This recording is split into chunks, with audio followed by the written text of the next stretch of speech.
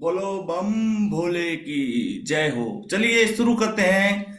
आज हम पढ़ेंगे, जैसे कि हमने पिछले दिनों में पढ़ा था कि प्रेजेंट इंडेफिनिट और प्रेजेंट कंटिन्यूअस का पैसिव वॉइस कैसे बनाते हैं। तो आज उसी के आगे पढ़ेंगे प्रेजेंट परफेक्ट टेंस और पास्ट इंडेफिनिट टेंस का पैसिव वॉइस कैसे बनाते हैं, बिल्कुल क्लियर वे में, और साथ ही 20 सेंटेंस प्रैक्टिस करेंगे। चलो स्टार्ट करते हैं। फिर आइए बोलिए जय श्री राम। बोलो जय श्री राम, बोल दो यार एक बार। चलो चैनल को लाइक एंड सब्सक्राइब कर दो। अगर नंबर 10th में 90% से ऊपर लाने हो इंग्लिश में तो चैनल को सब्सक्राइब जरूर कर देना, और रोज देखना वीडियो। नंबर 90% से ऊपर आएंगे, ये मेरी गारंटी है। और नहीं पढ़ोगे मेरे यहाँ से तो नहीं आएंगे। ब्राह्मण आदमी हूँ, समझे।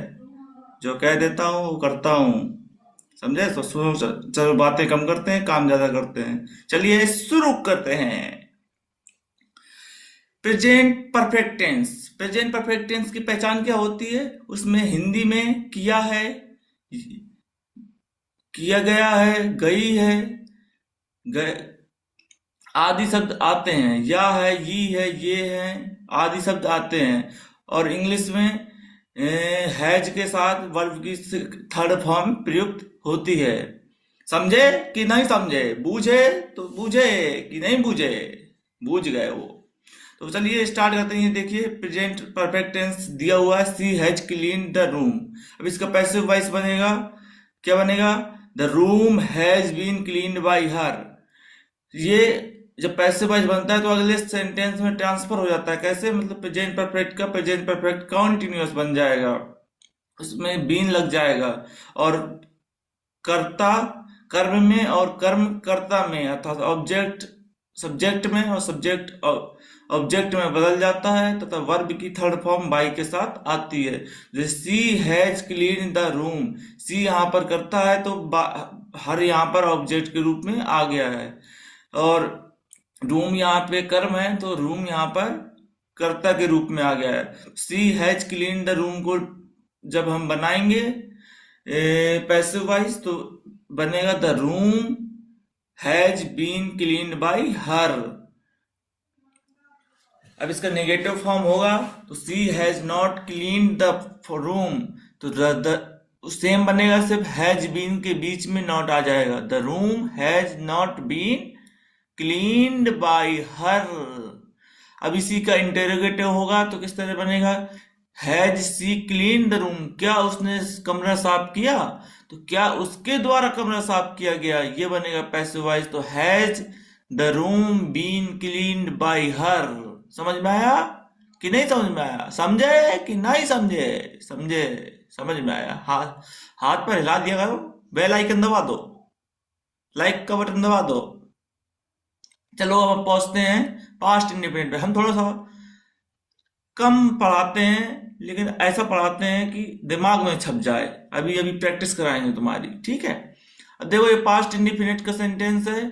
इसको हिंदी में होता है ता था, ती थे, ते थे आदि शब्द आते हैं पहचानने के लिए। और इंग्लिश में वर्ब की सेकेंड फॉर्म मेन वर्ब के साथ यूज होती है। तो ये सेकेंड पेंट की सेकेंड फॉर्म पेंटेड यूज हुई है, अर्थात ये पास्ट इंडिफिनिट सेंटेंस है।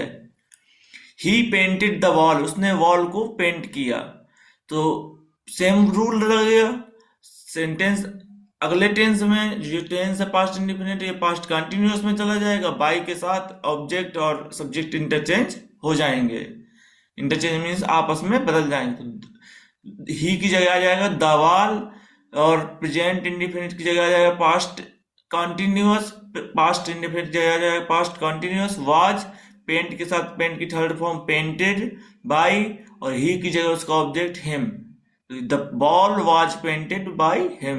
नेगेटिव सेंटेंस में इसमें डिड नॉट का प्रयोग होता है पास्ट इंडिफिनिट में। He did not paint the wall, और फर्स्ट फॉर्म रहती है।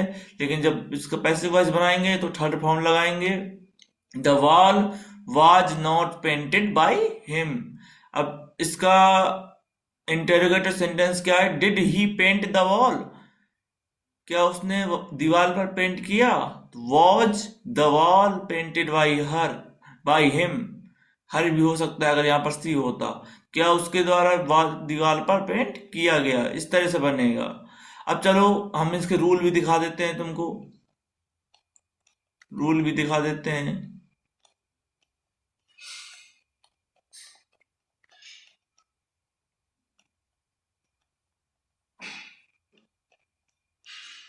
ये देखो रूल है,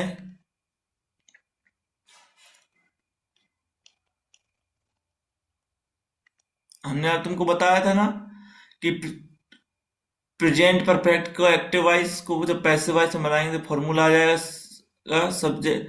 प्रेजेंट परफेक्ट को पहचानने का फॉर्मूला होता है subject plus has have plus verb की थर्ड फॉर्म प्लस ऑब्जेक्ट। लेकिन जब इसका पैसिव वाइज बनाएंगे तो सी हैज फिनिश्ड होमवर्क, ये है present perfect tense.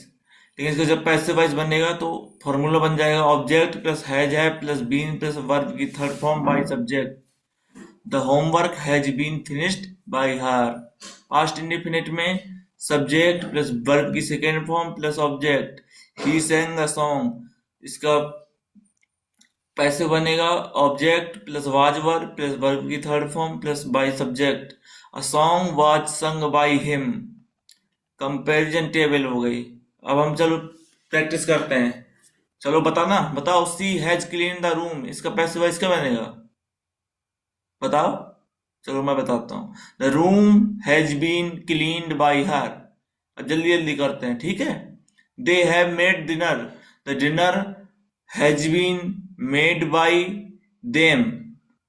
He has written a novel has been written by him.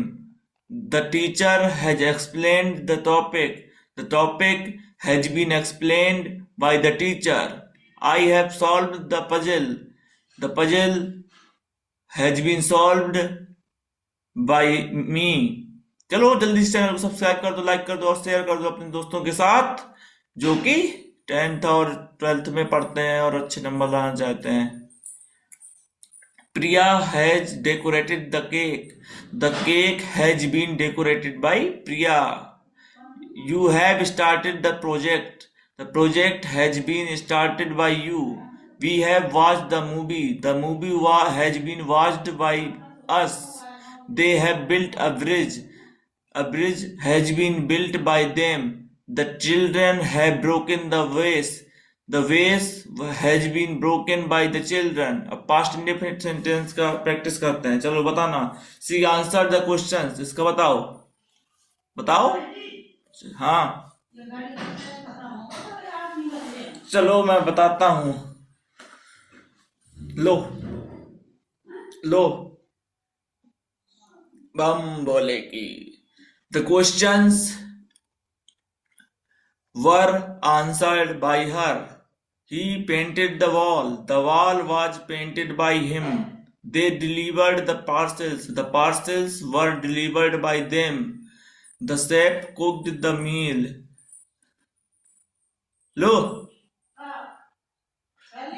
The chef cooked the meal।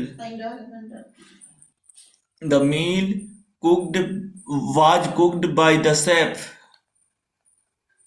I closed the door। The door was closed by me। The gardener watered the plants। The plants were watered by the gardener। You wrote the letter was written by you। The players won the match। The match won by the players। Was won by the players। We celebrated the festival। The festival was celebrated by us। The dog chased the cat। The cat was chased by the dog। Interrogative में भी same होता है, negative में has have के बाद not आ जाता है और इंटेरोगेटिव में सेम रहता है, सिर्फ हैज और हैव सब्जेक्ट के पहले आते हैं।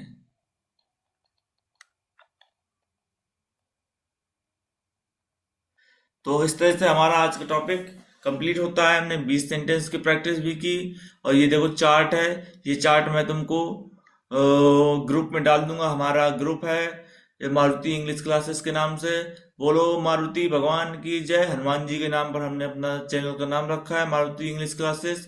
तो मारुति इंग्लिश क्लासेस के ग्रुप में ये जो चार्ट है डाल दिया जाएगा, अपलोड कर दिया जाएगा, और इंस्टाग्राम, फेसबुक और व्हाट्सएप सब कहीं डाल दिया जाएगा। इसको डाउनलोड कर लेना और पढ़ना और 20 सेंटेंस की प्रैक्टिस करना। जय श्री राम, जय हिंद, जय भारत, सत्यमेव जयते। जय श्री राम। बाय बाय, सपा खैर, गुड नाइट।